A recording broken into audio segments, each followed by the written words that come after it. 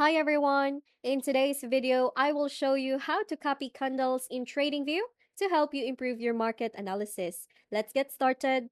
On your left side, find this icon and click the arrow beside it.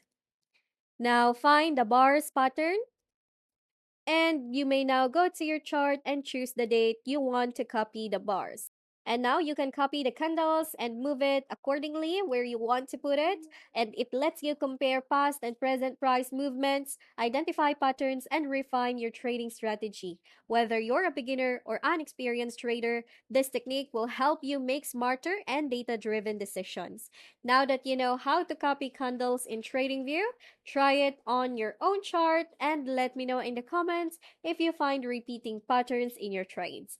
Don't forget to like, subscribe, and hit the notification bell for more trading tips. See you in the next one.